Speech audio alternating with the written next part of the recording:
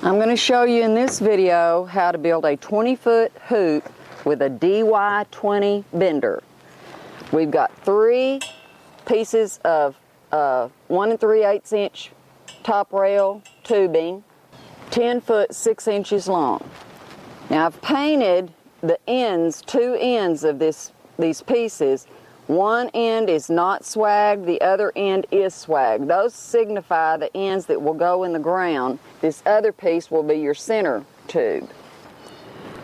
I've already bent my 2 end pieces, the ones that were painted on the ends. I'm going to now bend my center piece of this 20-foot hoop.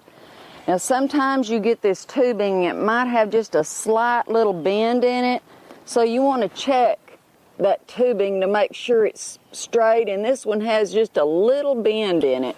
So what you do is you put the end of it in the holding strap, and you go about 6 inches in, and then you check the end of it and make sure that the bend in your tube is exactly the direction you're going to bend.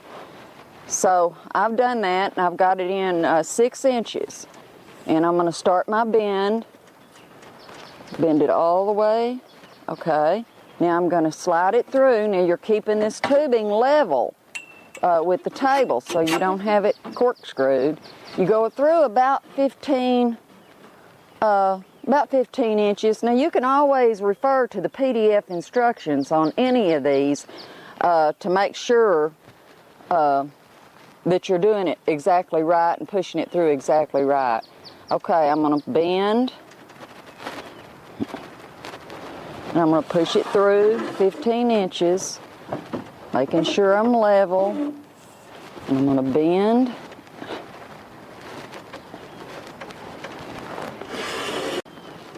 Now I'm getting kind of close to the end where I can't, so I've got this lever bar, and since it's the swagged end I've got out here, I'm going to use the big end of the lever bar, and I'm going to slide it over this swagged end, and that gives me some leverage to pull the rest of that. Pull it all the way to the bender.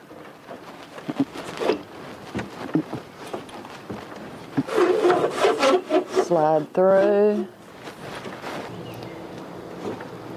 Okay, now I'm going to do this bend until my tubing touches 5 inches from the end of the bender. Then I'm going to push it the rest of the way through until my junction where that lever bar connects to the tubing. I'm going to pull, this is called the finishing stroke, and I'm going to pull it in until that junction touches the bender. Now that I've finished off that end, I'm going to take the tube out, and I have to finish this other end the same way I did that one. And I'm going to push that unfinished end back through until it gets about where my mark is on my bender down there. Okay, now I'm going to put the swagged end of the lever bar in this end. Okay, now I've got my junction for my lever bar and my tubing right even with that mark. Now I'm going to pull that, do this finishing stroke on this end. Now you have to do this on all 3 pieces of tubing. Do both ends just like I just showed you on this one. Okay, now I've measured, I've got my 3 pieces of tubing all put together, and I measured across the base of them. Mine, the alloy of the metal on these tubings apparently is a little bit softer than normal, so mine bent into 19 feet 2 inches. Well, the ideal width across there is going to be 21 to 22 feet uncompressed. So what I'm going to do now is show you a resizing technique. It's described in the PDF instructions, but I'm going to show you how to do this, and it's important that you do it exactly this way. because any other way is going to mess up your hoop. Now this is how I'm going to show you to resize these pieces of tubing. Take them apart, put you a piece of cardboard or wood or something under each end of it, put the ends on the board about 3 times, push down on the center. Now go over about halfway to the end, do it again, 1, 2, 3.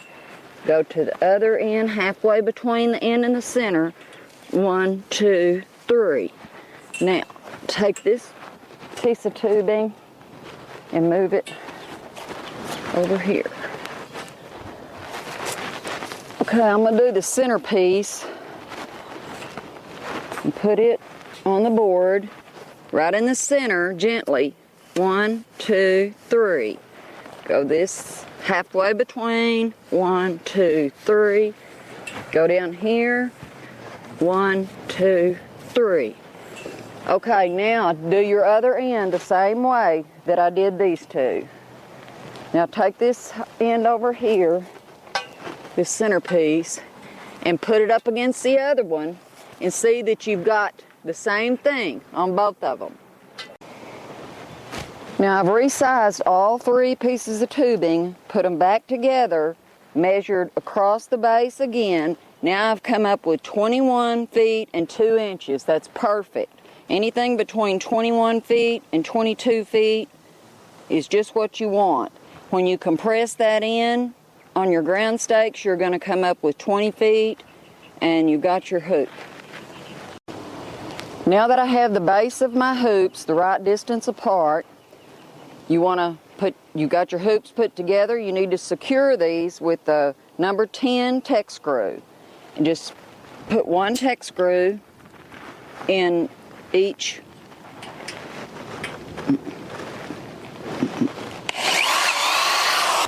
Now that I've secured my pieces of tubing together, you're ready to install your hoops.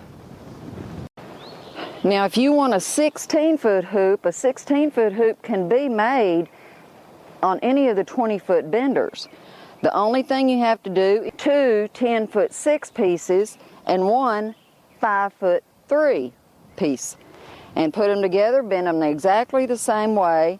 Now when you get through, you may have to compress that in 2, maybe 3 feet to get your 16 feet, but it will compress.